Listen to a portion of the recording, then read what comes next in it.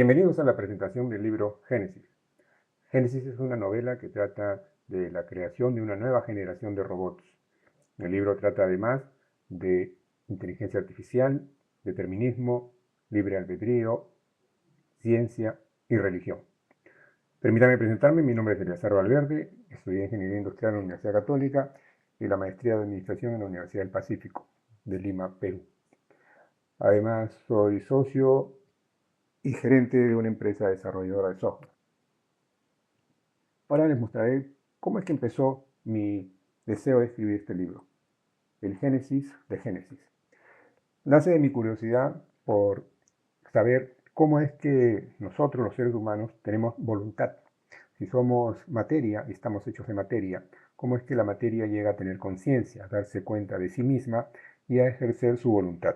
Entonces leí este libro, La conciencia, del neurólogo británico Adam Seaman, publicado en el 2002.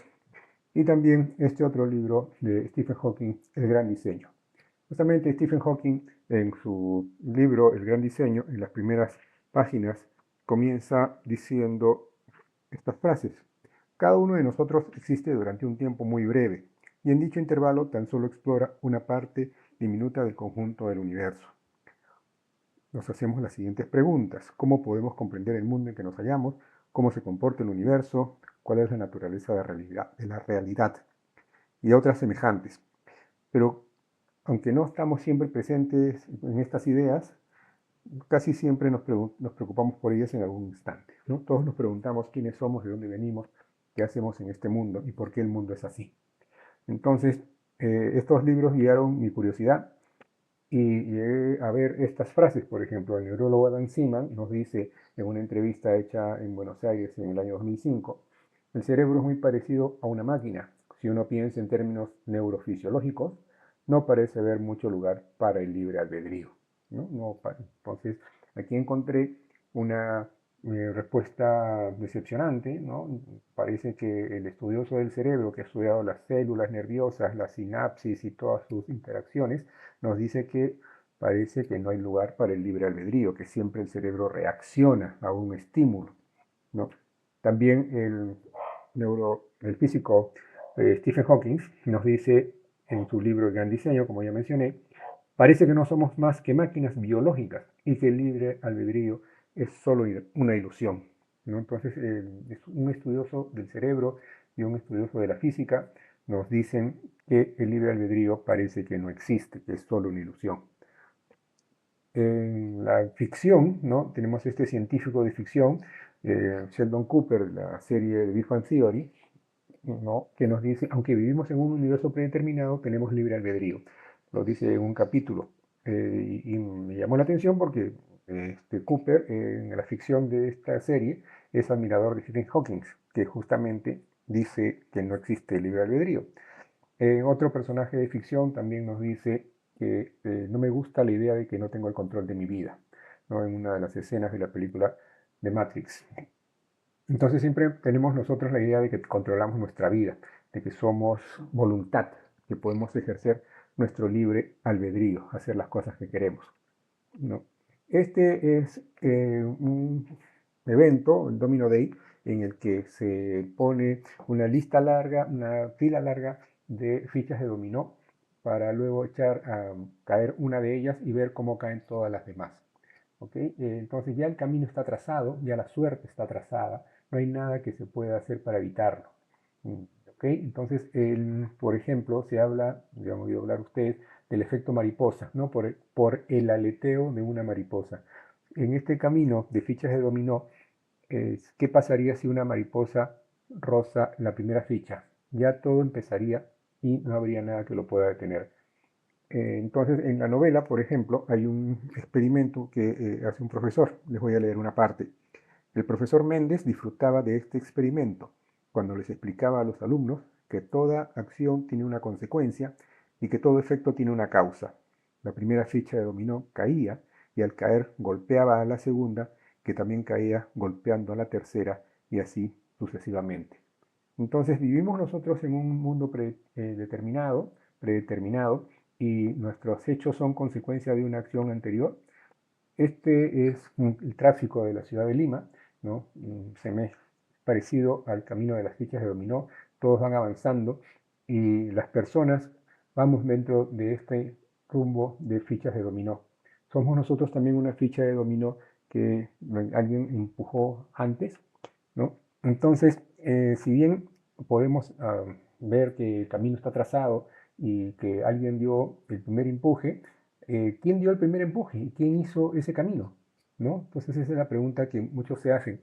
Entonces, en una entrevista que le hicieron a este señor Tyson, ¿no?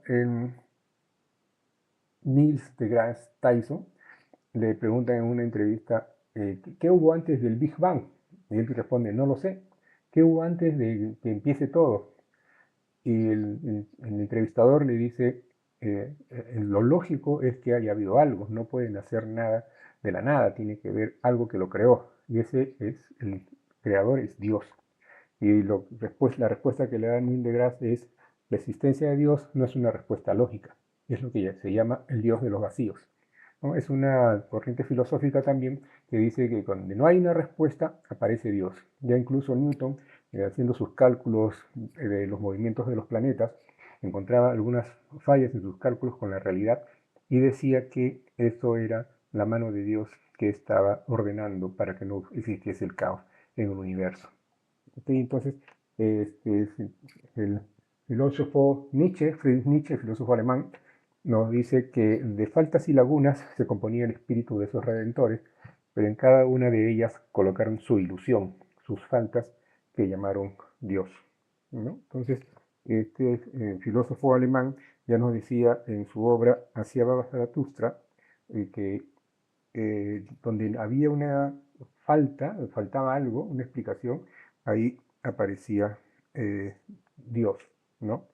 Entonces se encuentran dos teorías contrarias, el determinismo y quienes explican esto con un Dios, ¿no? Entonces, eh, ¿cómo poder saber qué es la verdad? ¿Cómo es que podemos afirmar una cosa u otra? Entonces, de eso trata la novela, ¿no? Hay unos grupos de estudiantes que en sus investigaciones, en su vida, en su curiosidad por aprender, exploran estos temas. ¿Okay? Por ejemplo, el filósofo alemán Leibniz decía que para que todo ocurra debe haber una razón. Eso se llamó el principio de la razón suficiente, ¿no? Eso fue en 1714 y en 1818 otro filósofo alemán, Arthur Schopenhauer, decía que el mundo como voluntad y representación existe una voluntad que hace las cosas. Entonces, ya, suponiendo de que existiese un Dios, luego, que por cierto, se estima que en el mundo hay alrededor, o han habido alrededor de 3.000 dioses, ¿no? Cada civilización, cada pueblo ha tenido su Dios. Y luego viene la religión. ¿Y qué es la religión? Salman Rushdie, un escritor inglés también, de origen indio, eh, autor de una novela Los versos satánicos, por la cual fue atacado el año pasado, en 2024, ¿no? Le atacaron y le hirieron en un ojo. Dice, la religión aparece para responder estas dos grandes preguntas. ¿De dónde venimos y cómo debemos vivir? ¿Okay? Entonces, después de negar el determinismo y la ciencia, aparecen los dioses en esos vacíos. Pero no solamente aparece Dios, aparece la religión. La religión aparece cuando alguien dice, Dios me ha hablado, ¿no? Se expone primero la existencia de Dios y luego Dios habla a la gente y aparecen pues las religiones que, como os he dicho, cada Dios tiene su religión. ¿Ok? Entonces, estos temas, como les digo, son abordados por los alumnos y hay dos historias, una de los alumnos, estudiantes que van conociendo, aprendiendo sobre el comportamiento de la materia, el pensamiento, justamente los temas que estamos tratando, y hay una historia paralela que cuenta que va y viene un cometa a destruir el planeta y tenemos que mudarnos de planeta, ¿no? Entonces, los astrónomos, esta es una imagen de, de una sección del libro que habla sobre los lentes gravitacionales, ¿no? Esta es una parte del cielo observada por el telescopio Hubble que nos muestra Todos esos puntos son galaxias, ¿no? No solamente son estrellas, son galaxias, ¿no? Y hay unos lentes gravitacionales. Acá pueden ver estas imágenes que son parte de la misma galaxias, de las mismas galaxias que están detrás de ese cúmulo de galaxias, ¿no? Por ejemplo, en la página 77 del libro dice, si miras a la izquierda, verás que es la misma galaxia. ¿Te das cuenta? ¿Cómo? Pregunta el personaje Katy. Sí, es la misma galaxia, es su reflejo. Un reflejo provocado por una enorme cantidad de masa que está entre ellas, ¿no? Entonces, la realidad es que esta galaxia es una sola y está detrás de ese cúmulo de estrellas. Pero al observar esto, nos damos cuenta de que si en ese pedacito de cielo hay tantas galaxias, se estima que hay, abarcando todo el cielo, toda la esfera de la Tierra, en el cielo de la esfera de la Tierra, hay aproximadamente 2 billones de galaxias. Esas son estimaciones de la NASA. Y que hay un cuatrillón de estrellas. Y de ese cuatrillón de estrellas podemos sacar cuántos planetas puede haber y cuántas moléculas habrá en todo eso, ¿no? Entonces vemos que el universo es infinito, en realidad, ¿no? Es realmente infinito, ¿no? Y uno de los personajes le pregunta a otro en la novela, ¿crees que haya vida en otro planeta como en la Tierra? Sí lo creo, es probable. La vida es un fenómeno natural, como la lluvia, los huracanes o los volcanes. Ocurrirá allí donde las condiciones estén dadas, ¿no? Entonces, al ser el infinito, ¿no? El universo infinito tan grande, nos hace recordar, o podemos compararlo con el número pi, ¿no? Este es el número pi, como ustedes saben, es un irracional que tiene infinitos decimales y podemos jugar a encontrar en estos decimales nuestra fecha de nacimiento, por ejemplo, ¿no? Con estos números podemos encontrar, por ejemplo, en el primero dice 23 de junio del 64, 8 de diciembre del 84, 11 de mayo del 55, y así podemos encontrar también nuestro número de teléfono. En algún sitio de pi está la conjugación de números que queremos. Hay otra persona que cambió estos decimales por caracteres en base 27, ¿no? Si ponemos en base 27 podemos poner letras ahí en vez de números y encontraremos también nombres, frases o hasta una novela completa. Como digo, pi es infinito, entonces si pusiéramos letras en vez de números podríamos encontrar nuestro nombre o, como les digo, una novela completa. Entonces, ¿existirá en el universo una molécula como la del ADN? ¿No? Entonces, si por lo menos existe aquí, es posible que en este universo tan grande, pues encontremos otra molécula del ADN en otro sitio, dado que, como dice una frase del libro, la vida es un fenómeno natural que puede ocurrir en cualquier sitio donde se den las condiciones, como un rayo, como un volcán. Hay moléculas de ADN en otra parte del universo, hasta ahora no las hemos visto, pero podría ser. Y eso nos lleva a pensar en qué es la vida, ¿no? Hay algunos científicos que dicen que la vida en realidad no existe, porque si somos materia y nos comportamos como las leyes de la materia lo dicen, pues la vida no es vida en realidad, sino es la consecuencia de las reglas que existen sobre la materia, como les decía, de la lluvia o la existencia de un volcán, ¿no? Entonces, este famoso físico, que no sé si recuerdan la paradoja del gato de Schrödinger, que utilizó para explicar la dualidad cuántica, ¿no? La materia viva, dice él, si bien no elude las leyes de la física, tal como están establecidas hasta la fecha, probablemente implica otras leyes físicas desconocidas hasta ahora, ¿no? En su libro ¿Qué es la vida?, publicado en 1944. Por ejemplo, la energía y la materia para los seres humanos eran algo diferente, hasta que Einstein demostró que la materia se podría convertir en energía y se podrá convertir la materia también en algo superior, en alma, espíritu, en algo superior a sí misma, podría ser, y puede ser que esas leyes aún no sean conocidas, ¿no? Quizá algún científico dentro de unos años pueda encontrar una fórmula que diga que ordenada la materia de determinada forma o una determinada organización, podríamos superar las leyes mismas de la materia, o encontrar otras leyes que le den a sí misma voluntad y libre albedrío. Bueno, de esos temas trata la novela, ¿no? Y ahora vamos a pasar a ver la otra parte de la historia, porque estos temas son metidos, ¿no? puestos sobre una trama que va corriendo, que es que un cometa viene a impactar contra el planeta, ¿no? Esta es una noticia real, ¿no? Ya hay una evidencia de que un asteroide podría impactar contra la Tierra, ¿no? Entonces se está viendo que la trama de la novela que el planeta pues puede acabar con la vida que hay en él, ¿no? El cometa puede acabar con la vida que hay en el planeta. Entonces deciden mudarse de planeta, ¿no? Entonces hay una parte del libro que dice mudarnos de planeta que, así como lo oye, profesor, lo que haremos será mudarnos de planeta. ¿De planeta? ¿A qué planeta? A uno habitable, obviamente. Sí, pero ¿cuál? No hay ningún planeta cercano que sea habitable. Todos no son más que frías y áridas rocas flotantes con radiación y temperaturas en donde no podríamos sobrevivir.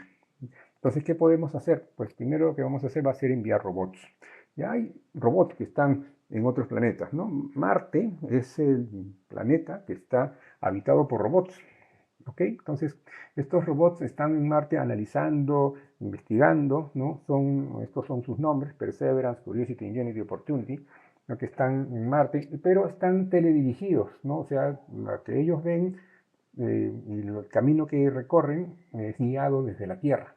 Marte está relativamente cerca, ¿no? E incluso la comunicación con Marte se hace pesada. Cuando Marte está cerca, tarda entre 3 minutos, y cuando está lejos, 20 y tantos minutos. El Voyager, que está lejísimos, para comunicarse con el Voyager, la comunicación demora 23 horas, ¿no? Casi un día. Entonces, si queremos que los robots antecedan la llegada de otros seres, ¿no? De los seres humanos, pues debería tener autonomía. Si, por ejemplo, vamos a mudarnos a un planeta que está a 4 años luz, la comunicación pues será imposible prácticamente, pues habrá que esperar 4 años de ida y 4 años de vuelta para cada respuesta. Entonces deberían dar libre albedrío a los robots. Entonces ahí nace en la novela la idea de dotar de libre albedrío a estos robots. Y ahí viene el génesis de esta nueva generación de robots que además de inteligencia artificial tendrían libre albedrío artificial, ¿no? Vamos a ver algunos robots famosos de la eh, imaginación, de la ciencia ficción, ¿no? El Citripio, Terminator, Data y Alice, que es una película reciente del año 2024, ¿no? Y hay otro, esta Blade Runner, que el personaje es una replicante, una robot llamada Rachel, ¿no? Interpretada por esta joven actriz, eh, y ella cree que es un ser humano, hasta que le dicen, se entera de que no lo es, ¿no? Y al enterarse, llora, ¿no? En la película se le ve que ella está llorando, la actriz Shan Yang que interpreta a Rachel en la película Blade Runner de 1984, ¿no? Entonces, 1982, perdón. ¿Qué usos alternativos se le ha dado a los robots? ¿No?